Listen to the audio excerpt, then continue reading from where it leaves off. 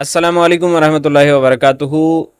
میں اس وقت موجود ہوں جامعہ کنز الایمان جلال موڑ پہ۔ آج مفتی صاحب کے ساتھ ملاقات تھی، جامعہ کے حوالے سے کچھ بات کرنی تھی۔ آپ ماشاءاللہ جامعہ کا جو نظام ہے بڑا زبردست انداز سے چلا رہے ہیں۔ مفتی صاحب سے پوچھتے ہیں کہ آپ یہ بتائیں کہ آپ کہاں سے فارغ التحصیل ہیں اور کیا مصروفیات رہیں، اور بالآخر آپ یہاں پہ کیسے اور کیا وجہ تھی جو آپ نے یہاں پہ جامعہ کنز الایمان کی بنیاد رکھی۔ السلام علیکم ورحمۃ اللہ وبرکاتہ۔ میں حماد بھائی کا شکریہ ادا کرتا ہوں کہ وہ اپنا قیمتی وقت نکال کے یہاں جامعہ کنز الایمان کا وزٹ کیا اور ہمارا ایک انٹرویو ریکارڈ کر رہے ہیں۔ اللہ ان کو برکت رحمت عطا فرمائے، اس کا ان کو اجر عطا فرمائے۔ بیسیکلی میرا تعلق یہ بلے والا، یہ جو گجرانوالا کے مضافات میں ایک گاؤں ہے وہاں سے، میں نے وہیں شعبہ حفظ میں داخلہ لیا اور حافظ بابر حمید نقشبندی دامت برکات عالیہ سے میں نے حفظ کیا، اور اس کے بعد میں نے جو وہ تعلیم درس نامی کی جو تکمیل کی ہے وہ میں نے لاہور جامعہ حنفی غوثیہ برون باٹی گیٹ لاہور سے کی ہے، جو جامعہ نظامیہ رضویہ کی شاخ تھی، اس میں نے یہاں تعلیم حاصل کی ہے۔ پھر وہیں تدریس کے فرائض بھی اور نظامت کے، امامت کے، خطابت کے فرائض بھی اسی لاہور کے اندر جو ہے وہ جامعہ کے اندر، اور ساتھ لاہور مرکزی مسجد ہے حامد رضویہ اسلام پورہ میں، وہاں خطابت کے فرائض بھی سر انجام دیتا رہا۔ اب بھی خطابت کے فرائض وہیں سر انجام دے رہا ہوں۔ اور اس کے بعد جوہر ٹاؤن میں جامعۃ المدینہ میں میں نے داخلہ لیا تخصص فی الفقہ یعنی مفتی کورس میں، اور مفتی محمد ہاشم خان عطاری قادری صاحب سے میں نے پھر وہاں تخصص فی الفقہ کی تکمیل کی۔ کیا وجہ بنی کہ جامعہ کنز الایمان بنانے کی اور تعمیر کرنے کی، اور پھر جو ہے وہ یہ سارا سلسلہ آگے لے کے جانے کی؟ بس ایک ذہن میں کڑن تھی کہ علاقے کے اندر ایک مرکز بنے جہاں گاؤں دیہات کے بچے بھی جو ہے وہ تعلیم حاصل کریں، اور ان کو بھی ایک مرکز ملے، ایک دین کا مرکز ملے۔ کالجز ہیں، اسکول ہیں، موجود ہیں، لیکن ایک کڑن تھی۔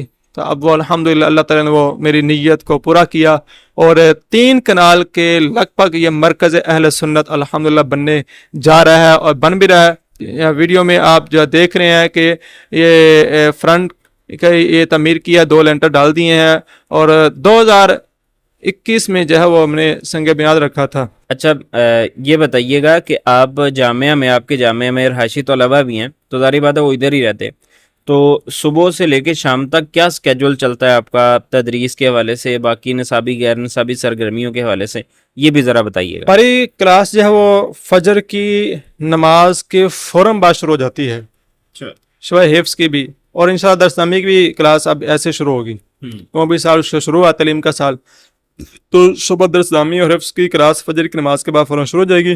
بیچ میں ان کو آدھا گھنٹے کا وقفہ دیں گے، اس میں ناشتہ وغیرہ کریں گے، پھر 7 بجے اسمبلی ہوگی، 7 بجے اسمبلی کرنے کے بعد پھر دوبارہ کلاسیں شروع ہو جائیں گی۔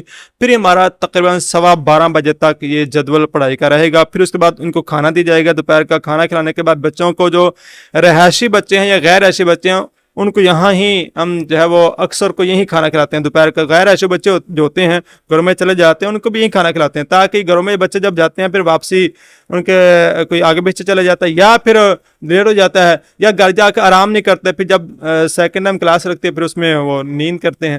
اس لیے ہم نے دوپہر کا وقت ان کو ادھر رکھتے ہیں، پھر سلا دیتے ہیں۔ پھر 1:45 بجے جماعت ہوتی ہے ظہر کی، اس کی تیاری ہو جاتی ہے، اور ظہر کی نماز کے بعد پھر فوراً جو ہے وہ عصر تک کلاس لگ جاتی ہے، عصر پڑھائی ہوتی ہے۔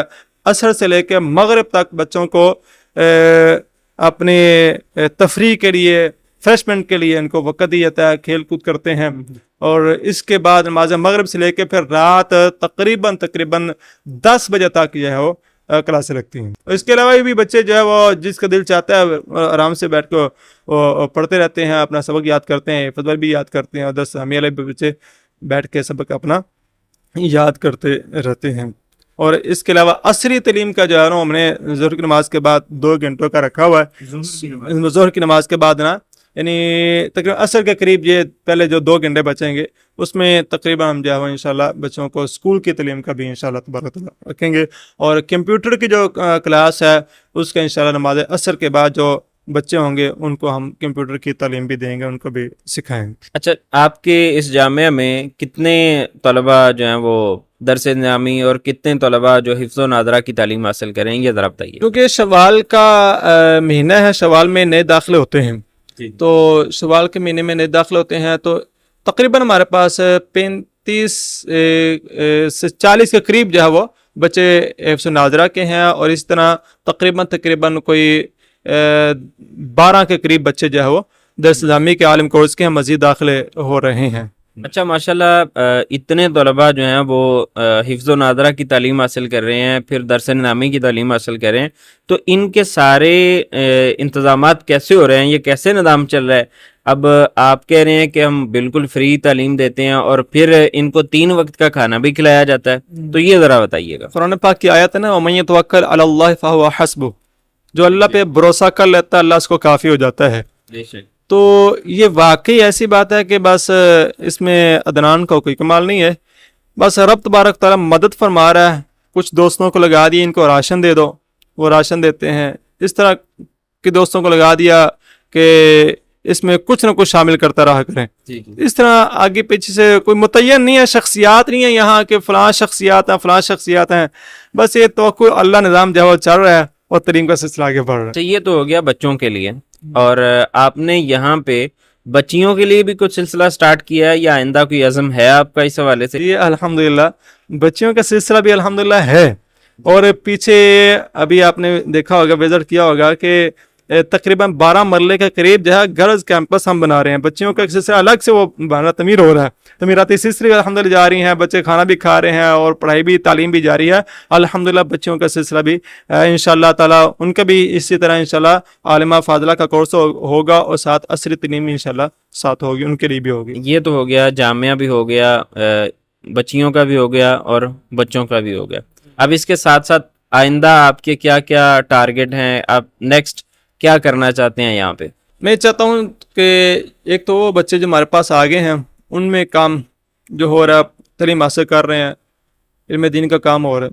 اسی طرح اس کے بعد ٹارگٹ ہے, عزائم ہے ہمارے کہ باہر نکل کے بھی جو اسکول کالج کے بچے ہیں یہاں ان کو بھی آہستہ آہستہ ساتھ جوڑا جائے, ان کے بھی ایک کورس ترتیب دی جائے اور ان کو بھی قریب کیا جائے اور ان کو بھی دین سکھایا جائے. اور اس کے ساتھ ساتھ جو ہے وہ بچوں کو انشاءاللہ تبارک تعالیٰ ہم نے کمپیوٹر کلاس بھی ان کی شروع کرنی ہے, اور ساتھ ہی ساتھ جو بچے جو یہاں پڑھتے ہیں عصری تعلیم میں ان کو ساتھ انشاءاللہ FA BA MA انشاءاللہ تبارک تعالیٰ اس طرح وہ کرتے رہیں گے, آگے پڑھتے رہیں گے. ماشاءاللہ, یہ تو زبردست ہو گیا. یعنی کہ دینی تعلیم بھی اور دنیاوی تعلیم بھی, دنیاوی اداروں میں لوگ اتنی فیسیں دے کے تعلیم حاصل کر رہے ہیں, اور آپ دونوں تعلیمیں دنیاوی اور دینی ایک ہی چھت تلے دینے کا عزم رکھتے ہیں. اور یہ بھی کیا جو دنیاوی تعلیم ہے اس کی فیس چارج کریں گے؟ دنیاوی تعلیم جو ہم دیں گے اس کی بھی کوئی فیس ہم ڈیمانڈ نہیں کریں گے, کوئی نہیں لیں گے, فری آف کاسٹ انشاءاللہ تبارک تعالیٰ وہ دنیاوی تعلیم بھی ہمیں. کیا بات ہے, وہ تو ہو گیا نا کہ ہم تو مائل با کرم ہیں. ماشاءاللہ, اللہ تعالیٰ آپ کو سلامت رکھے اور آپ کی اس تعلیمی ادارے کو مزید پھلتا پھولتا رکھے. اب جو ناظرین ہیں ان کو آپ کیا پیغام دینا چاہتے ہیں؟ آپ اتنی سہولیات تو فراہم کر رہے ہیں. میں ان کو یہ پیغام دوں گا کہ یہ ادارے مدارس زمین کے اوپر اللہ تعالیٰ کی نعمت ہوتی ہیں, تو جہاں ہم بچوں کا انتخاب کر کے اسکول میں داخل کراتے ہیں تو اپنے گھر میں سے کم از کم ایک بچہ اپنی آخرت کے لیے, قبر و حشر کے لیے, مستقبل کے لیے, بچے کے بھلائی کے لیے, اور اس کو حافظ قرآن بنانے کے لیے, عالم دین بنانے کے لیے جامعہ کنز ایمان میں وہ ضرور داخل کرائیں. اور اس کے ساتھ ساتھ جو ہے وہ چونکہ جیسے ابھی سلسلہ ہوا کہ کھانا بھی ہے, سب معاملات ہیں, تقریباً یہ 2 لاکھ کے قریب یہ سارے اخراجات ماہانہ ہوتے ہیں. تو وہ اللہ تبارک تعالیٰ فرشتوں کے ذریعے نہیں بندوں سے مدد کرواتا ہے. تو میں یہ ریکویسٹ کروں گا کہ جو صاحب ثروت حضرات ہیں وہ ہمارے ساتھ تعاون بھی کریں, ہمارے تعمیراتی سلسلوں میں تعاون کریں, اور آ کے جو ہے وزٹ بھی کریں, دیکھیں بھی کہ ہم کیا عزم رکھتے ہیں, ہم کیا کام کر رہے ہیں. الحمدللہ ان کی آنکھیں بھی ٹھنڈی ہوں گی اور ان کے دل کو سکون بھی پہنچے گا. جزاک اللہ جی, بہت شکریہ. اللہ آپ کو خوش رکھے, آپ کو شاد و آباد رکھے.